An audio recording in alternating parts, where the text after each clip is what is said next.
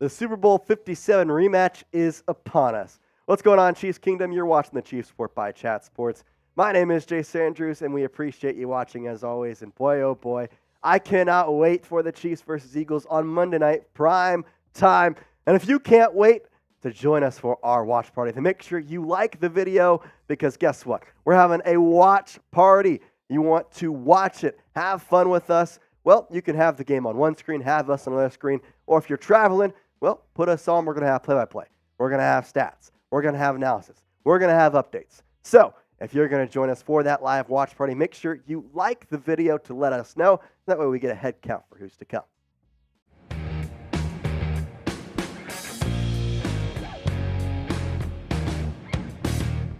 We appreciate you taking the time out of your day to come and watch here on the Chiefs Sport and honestly listening to this full analysis of the Super Bowl 57 rematch. And I'd like to just take a second to rewind the clock and know that the Chiefs and Eagles have played before. And the last time they played each other was in Super Bowl 57. Well, let's just say the good guys came out smiling in the end of that. But these are two different teams now. It's not the same team that the Chiefs had. It's not the same team that the Eagles had. If you look at them from a different type of sense, you have the scoring offense, 23.1 in the points per game for the Chiefs. In the scoring defense, 15.9 points per game.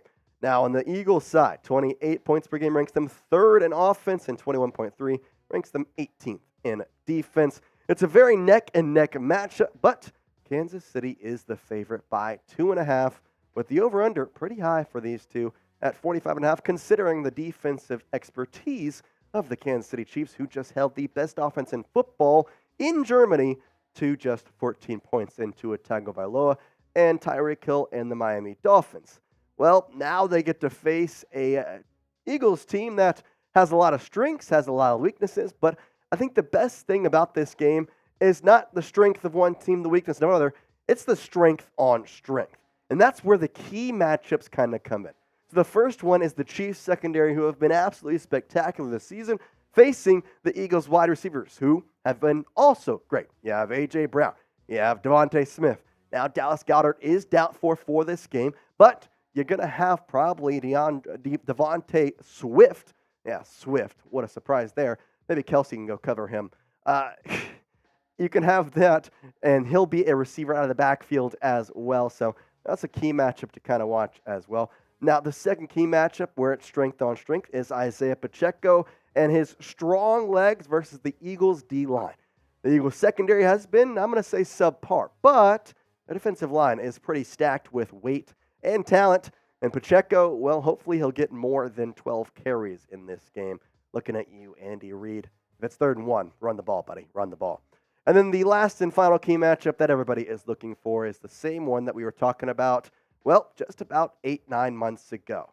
That was Patrick Mahomes versus Jalen Hurts. And I have to ask you something. I want you to get in this conversation because I know the Chiefs report.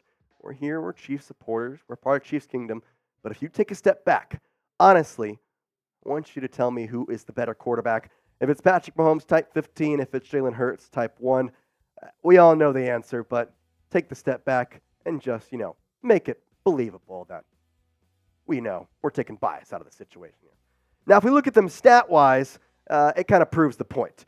So they're very similar. Completion percentage is pretty much right on par with each other. Yardage, about the same. Touchdowns and interceptions, basically the exact same. The QBR is what separates them, which is honestly the most important stat for a quarterback, especially when you talk about having Patrick Mahomes, who has no A.J. Brown, no Devontae Smith. He has Rashee Rice, who I'm not knocking at all, but they're just a very different wide receiver. And then you have Travis Kelce as a wide receiver, too, technically, as the tight end. Then you have Sky Moore and all of them. It's a little bit different. But here's the one thing you do. You get Monday Night Football prime time, and, well, these two guys seem to play better under the lights, and I'm looking forward to that. And the way I'm looking forward to that most, well, I'm putting in my entries on Prize Picks for this game. Prize Picks is the #1 daily fantasy sports app, and it is really the only place that I go to play DFS nowadays. It's a skill-based, real money DFS game, and with basketball season here, it's the perfect time to start on Prize Picks. You can pick combo projections across the NBA and the NFL. So, for instance, I could have done this four-legged combination with the Travis Kelce more on receiving yards, the Harrison Butker more on field goals, Pacheco more on rushing yards, and the more on passing yards for Jalen Hurts. I could have added in a fifth leg into that with, say, maybe the more on, let's just say Jason Tatum points. Could have added in that one. That's the perfect time to start with Prize Picks, but I'm telling you what, these picks are going to hit. If you're not going more, you're not living right. Jalen Hurts, I think he's just going to get over 240. I know that I'm a guy who likes to say the Chiefs' defense is great, and I think they are, but overall, I think the more is going to hit on this one. Doesn't mean that the Eagles are going to win, because guess what? Travis Kelce is going to go for more. Butker is going to go for more as well. Prize Picks is also offering a reboot policy so that even if one of those players gets injured, my entry is still going to stay in play. So like for football games or basketball games, if you have a player who exits in the first half and does not return in the second, that player is then rebooted. Prize Picks is the only daily fantasy sports platform with an injury insurance policy. Go to prizepicks.com/CLNS and use code CLNS for a first deposit match of up to $100. Quick withdrawals, easy gameplay, and an enormous selection of players and stat types are what makes Prize Picks the #1 daily fantasy sports app. Shout out to Prize Picks. It's daily fantasy sports made easy. Let's go into some keys to victory between this matchup with the Chiefs and the Eagles.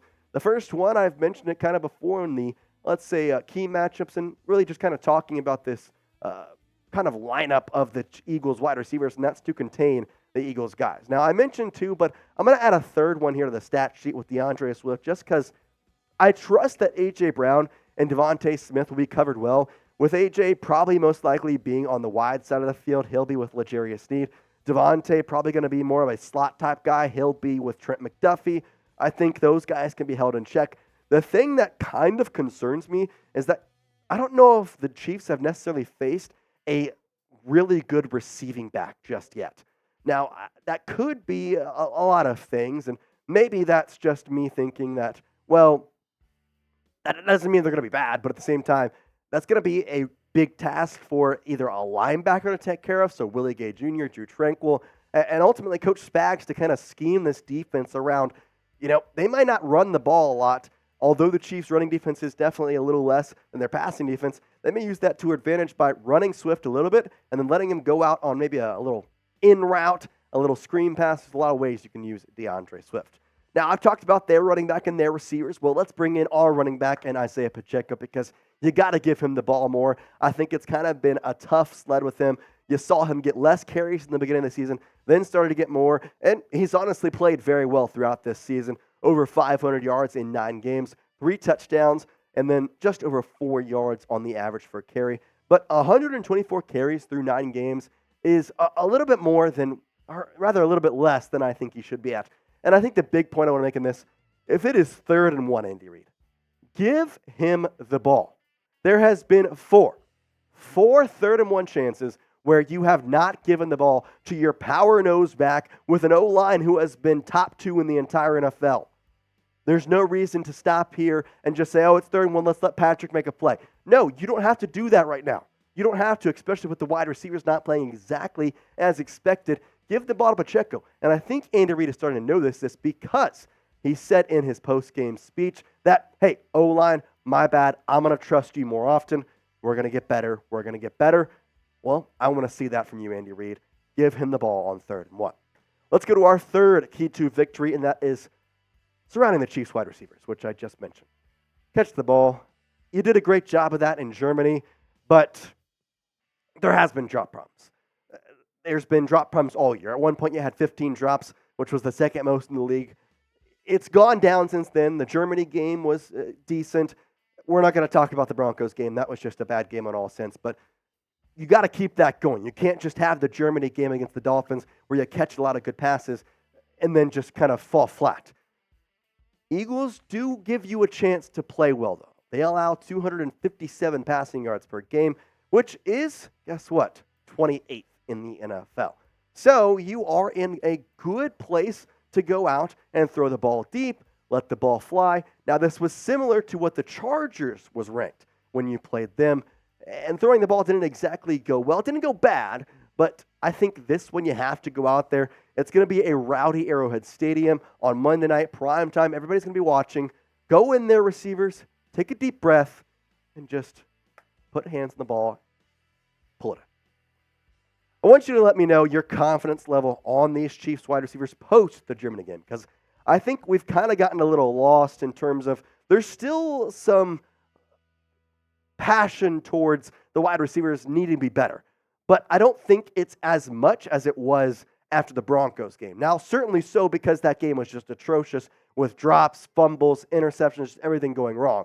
But now, with that kind of added bonus, you beat a team who was really good. You throw the ball well. Sky Moore got a catch that looks pretty nice. Marquez Valdez-Scantling looked better. Jerick McKinnon got into the offense as well with his touchdown. What's your confidence level with these wide receivers scale of 1 through 10? 1 being, I still got no confidence. 10 being, you know what, we're good. We're going to Super Bowl again. The fourth and final key to victory, and this may be the most important one of them all, defense, shine your light. This defense has been absolutely incredible this entire season, and we know that this defense is ready. If you've kind of watched the Chiefs report this week, we've talked about how Trent McDuffie really spoke on this. And I think the best quote we got from him on that Adam Schefter podcast was basically saying this. I don't know about you guys, but they put 35 points against us.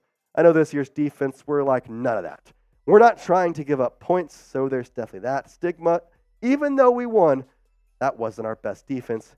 And then McDuffie, we definitely have something to prove. Yes, you do. You face the Eagles in the Super Bowl, and you gave up a lot of points, a lot of yards. Yards per play wasn't great. You did get the 1 turnover. But listen, from that quote alone, I can tell you right now that won't happen again. That's not going to happen because this defense is not only better than it was last year. This defense is more confident than it was last year. This defense is also going to be at home. I know that the Super Bowl is, neutral site. You're in Arizona. You're feeling a little neutral there. And it was more Chiefs than Eagles, I will say. But here's the thing. You're going to be better at home. You're going to feel better at home. And you're going to have the energy on your side, especially on defense. That crowd will be rowdy. And if you're going to be there, you better be rowdy. All right, make sure you predict the score for the Chiefs and the Eagles in the comment section below. I'm going to give you my score prediction here in just a moment, but get in there and let me know what you're thinking for this game. Are you thinking the Chiefs are going to win? You think the Eagles are going to win? Well, get in the comment section and let me know right now, as I'm going to give you my score here in just a second. All right, I'm going to say the Chiefs win this one 27-21. I don't see this defense giving up more than 21 points to really anybody. I think that there's no offense in the NFL right now that could score more than 21. That's how good this defense has been. Now, could that change down the line? 100%. We'll have to see if they stay true to how they've been playing. But considering you play the Dolphins, who have been the best offense in football, you allow 14 points to them on the road. I know it was a home game of sorts with Chiefs Kingdom traveling and really you being the home team. But you're in Arrowhead. You have the team behind you. They have the voices behind you. This defense is going to be great. And I think Mahomes figures it out and scores 27 with a little extra help from Harrison Butker and maybe a couple of good runs from Isiah Pacheco. That's my score prediction for the game. Make sure you join us for our live watch party coming up on Monday. We really appreciate you watching this as always. And get ready for the Super Bowl 57 rematch, Chiefs Kingdom. Peace out.